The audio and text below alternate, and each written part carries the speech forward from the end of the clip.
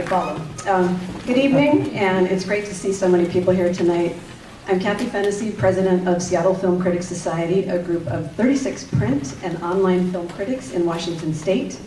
In 2023, we launched the John Hartl Pacific Northwest Spotlight Award to recognize an individual with ties to the region who has made a significant contribution to the world of film. We named the award after John Hartl, the longtime head critic of the Seattle Times, who set a shining example with the quality of his work. Last year, we presented our inaugural award in person to Lily Gladstone. This year, it is with great pleasure that we will be presenting it to Kyle MacLachlan.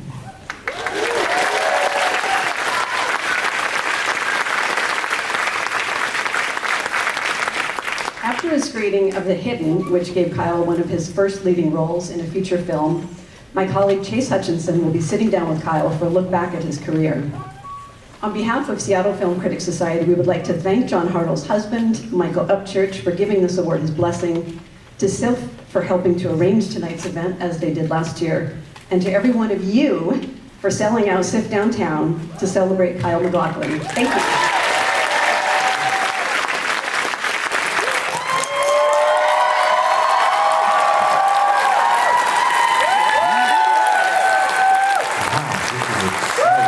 Thank you. Hey, everybody. So sweet. Chase, thank you very much. Wait, the John Hartl Pacific Northwest Spotlight Award goes to Pedro Pascal. No. This is very kind. Thank you. This is great. This is fair. Man. All right. Now we're going to do curls. Thank you. So I wrote I looked up. I want to talk a little bit about John, just for a minute, if you'll bear with me. I grew up. I'm from the Northwest, of course, and went to school at the U here, and started my career in '82 with. I worked at the Shakespeare Festival in Ashland, of course. I worked at the Empty Space Theater here. And then I got very, very lucky, and I auditioned for this movie called Dune. And it was a book that I loved. I read when I was 15. I read it every year. I thought I was Paul. I mean, it was really in my head. Anyway, that's, so I'm from here. Anyway, so John worked at the Seattle Times. I mean, he worked other places, but the Seattle Times is where I remember him. And I never met John, so I don't know, but I wanted to do I dug a little bit into what he was about, and I really was like, wow, I wish I would have known him. I wish I would have met him, because he was more than a critic. I wrote this, he said, he wrote film criticism, suggesting and helping interpret for the readers what the director was trying to do, even if that director wasn't completely successful or the film wasn't completely successful. He guided readers through the ever-evolving landscape of cinema with insight, with wit, and a deep, abiding passion for the art. And his reviews didn't just critique, they educated, they sparked curiosity in his audience, and he championed both celebrated and less known films. Here's an excerpt of what he wrote about Blue Velvet, and I think it's so brilliant. There is a quality of innocence about Lynch's films and personality that gives his exploration of dream worlds and the unconscious a disarming ease that few other filmmakers have approached. Although what he finds there is often shocking, he never makes it seem deliberately so. There is a spirit of almost scientific curiosity to his encounters, and even with the most hideous incongruities of life.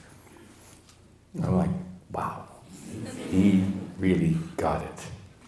You can tell that John's reviews reflected not only his love for movies, but his belief in their ability to illuminate the human experience and foster empathy across cultures. He valued originality and authenticity in filmmaking, So he was especially disappointed by formulaic blockbusters or films that prioritized style over substance. And I've done a few of those too, let's be honest. One of my favorite comments he wrote was for the film Showgirls. I know. But listen to this. A richly sleazy kitsch fest about predatory showbiz types. This glitzy Vegas epic is a worthy candidate for Movie Line magazine's monthly feature, Bad Movies We Love. I think you summed it up pretty well. Okay, the movie we're screening tonight is The Hidden. It has a combination of genre elements and originality that fit well with Hartl's love for innovative storytelling and character depth. John wrote, "The relationship that holds the story together and keeps it from becoming ridiculous involves a practical police detective," that's Michael Nouri, "who reluctantly becomes partners with a weird young man." Yakima actor Kyle MacLachlan, I love that. Who is posing as an FBI agent. What the heck, so I think the character of Lloyd that I play in The Hidden is foreshadowing for later work I did in Twin Peaks: The Return.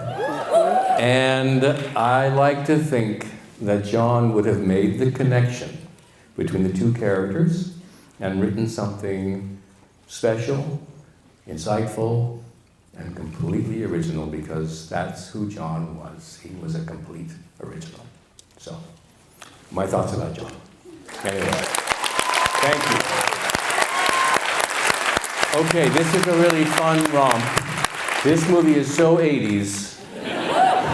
You'll see what I mean. But the chase sequence in the beginning is awesome. So, anyway, enjoy. We'll be back later.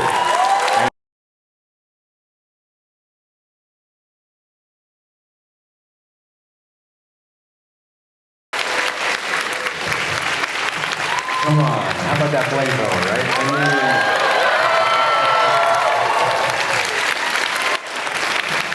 I was telling Chase earlier, that was back when they made movies. Didn't care about their leading actors if they blew up in a flamethrower. And it was like, you have to shoot it. I was like, okay.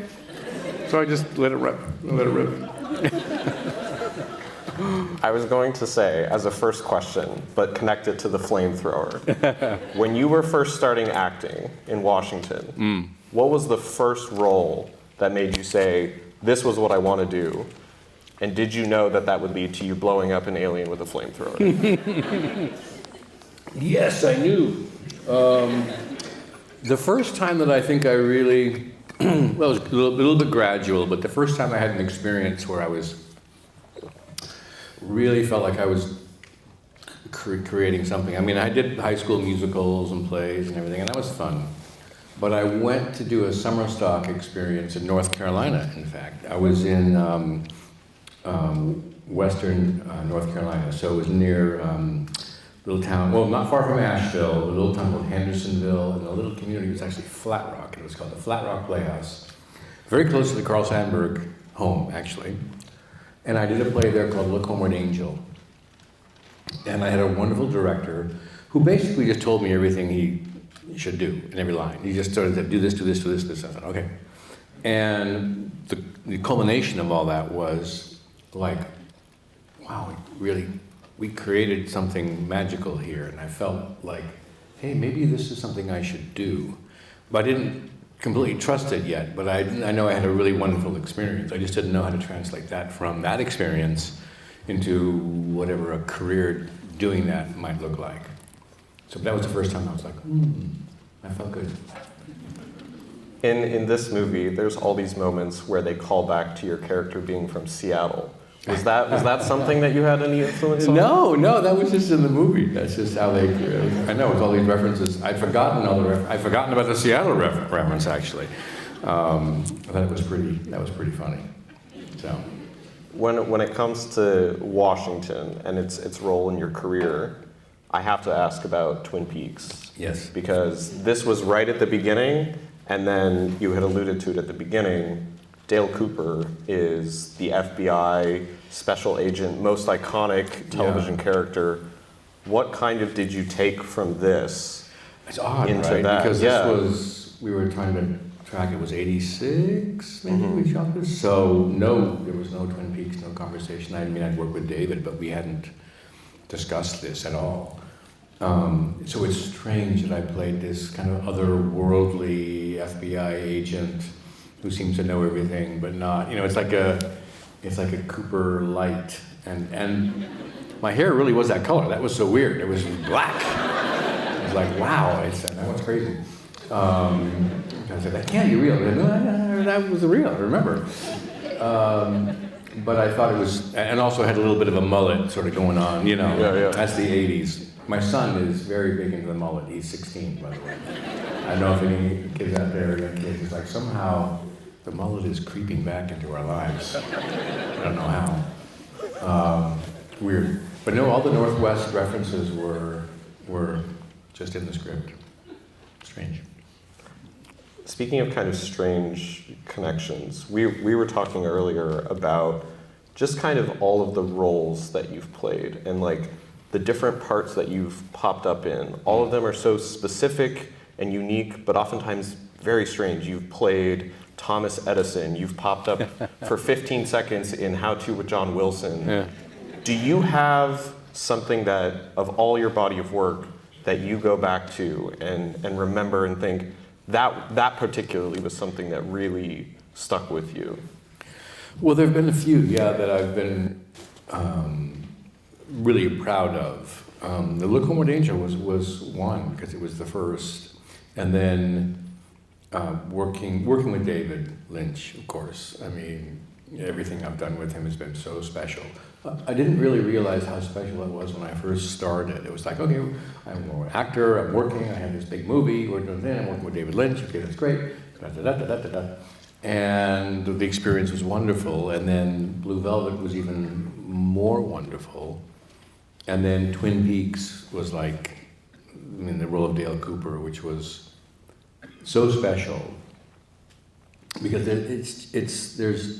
he makes turns and twists and turns as a character that are fun, and don't seem to make any sense or shouldn't make any sense, but somehow they do. And you realize, I was like, I could, do big sweeping turns and make them work because I believe them as the character, and that was part of the fun of Cooper.